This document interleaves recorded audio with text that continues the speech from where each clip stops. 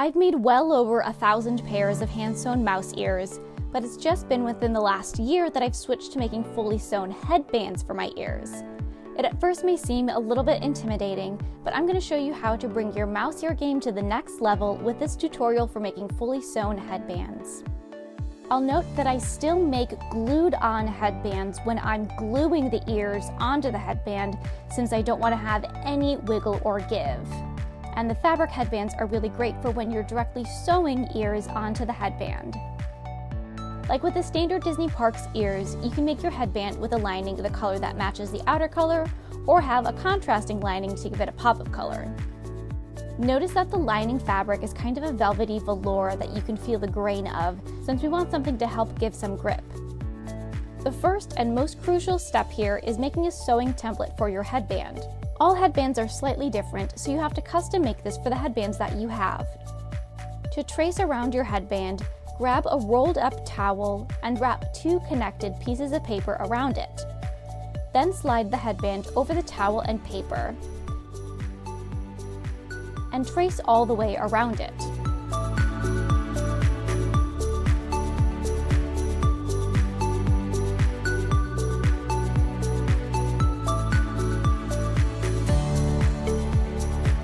Remove the headband and cut out your paper template.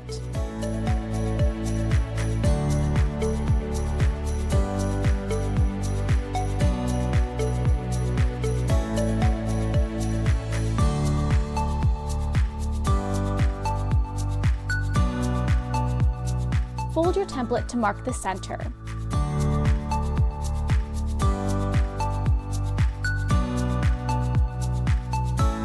Then measure 7 centimeters down and make a mark there.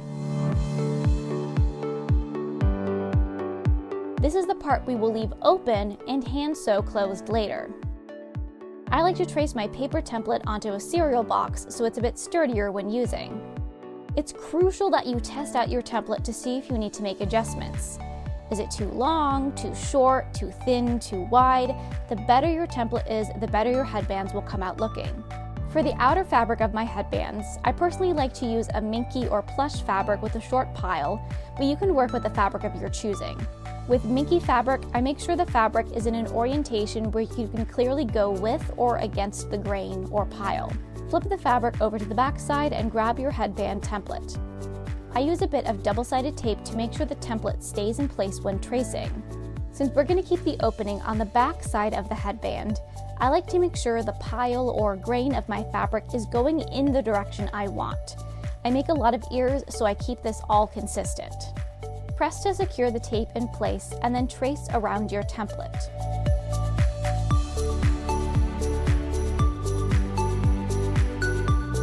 Making the 2 marks for where you won't sew, and we'll leave it open.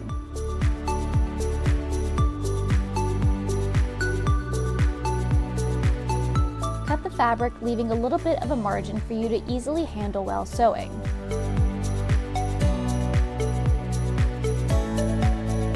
For the lining, my favorite fabric to use is a stretch velvet, but a velour also works. I'm also making sure the fabric is oriented where there's a clear direction with and against the grain. I'm using a contrasting color for this lining, and I'm just cutting a piece that's the same size as my outer fabric.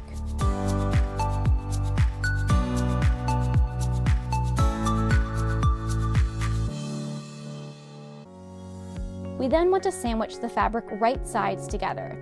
I personally like to make sure the grain and pile of the fabric goes in the same direction for both the outer and the lining fabric. If you're using contrasting fabric for the lining, make sure your thread and bobbin colors match your fabric colors. Now we can start sewing. Start at the mark made closest to the end of the headband, and sew following along where you've marked.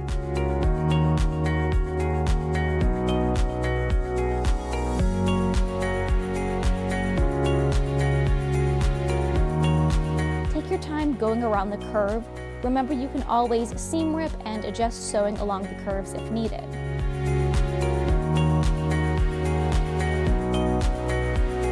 I I don't use pins to hold the fabric since I found they made things worse for me, but I do recommend using something like fabric clips. I just make sure the fabric stays nice and aligned.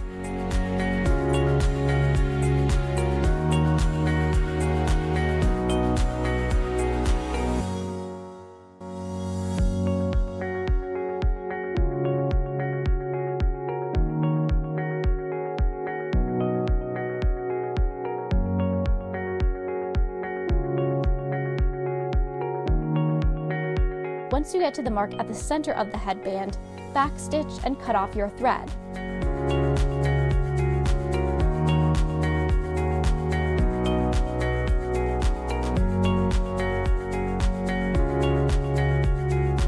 Now we can cut off the excess fabric.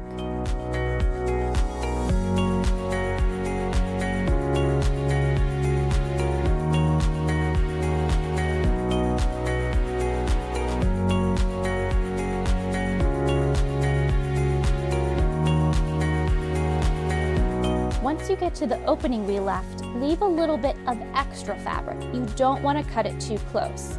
I actually did cut it a bit closer here than I should have.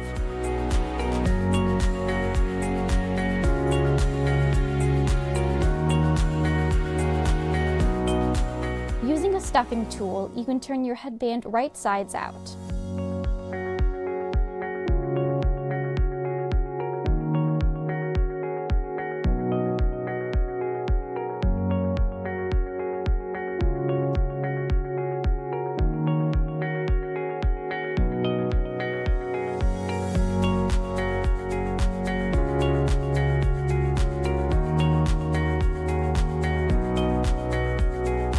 Because of the fabric I used, I'm not ironing or pressing the seams, but if you're using something like cotton, you'd probably want to press the seams down at this point. Now, because I don't want the fabric to slide around and wiggle on the smooth plastic headband, I'm covering my headband in double-sided tape. I use multiple small pieces and make sure all the surfaces on the inside and outside of the headband are covered in tape. This greatly helps with the grip of the fabric when sewing on the ears.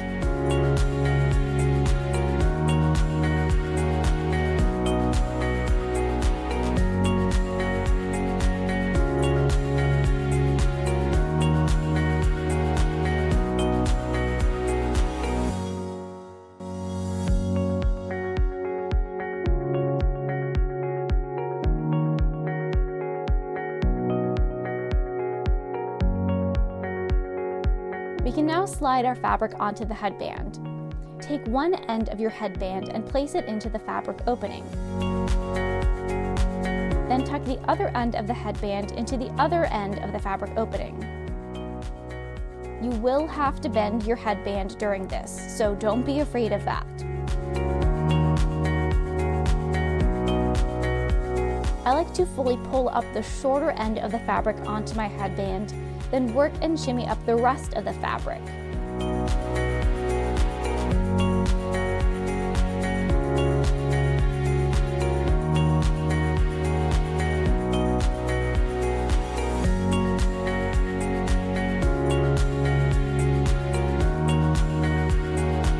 And twist everything so the outer fabric is on top and the lining fabric is on the underside.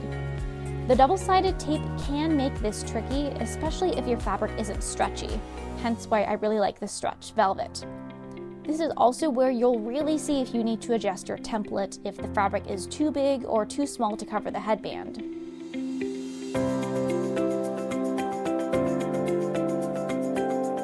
With the fabric on and adjusted, we can hand sew close the opening in the back. Insert your needle under the fabric, and we're going to do a ladder stitch. Make a stitch like this through the bottom fabric, then make a stitch like this through the top fabric. Now, as I mentioned, I had cut this fabric a little bit short. If you leave a bit extra, you can fold and tuck under the extra fabric on the top and on the bottom, giving you an even cleaner ladder stitch.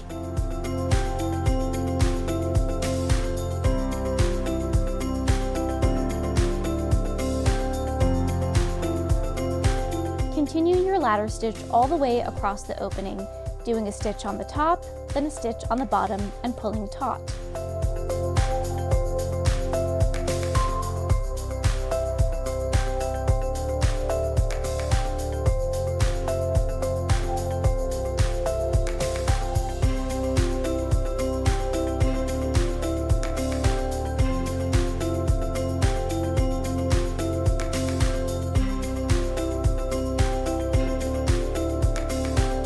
At the end, tie off your thread at least twice.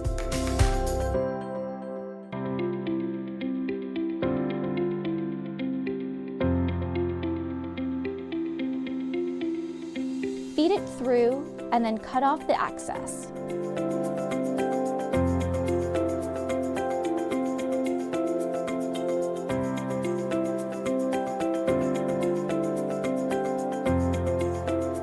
You can run your fingers along to make sure the fabric is tucked in and that the seam is smooth.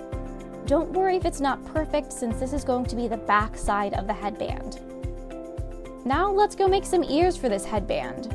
I had this extra shirt that Shop Disney accidentally sent me 3 of quite a while ago, so I'm harvesting it for fabric. I cut out the different panels and ironed fusible interfacing to the interior.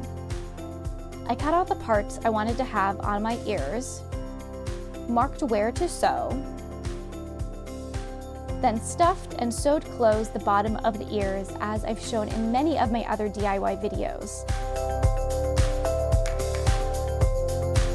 Now we can sew the ears onto the headband as normal, making sure the opening you sewed closed is at the back of the ears.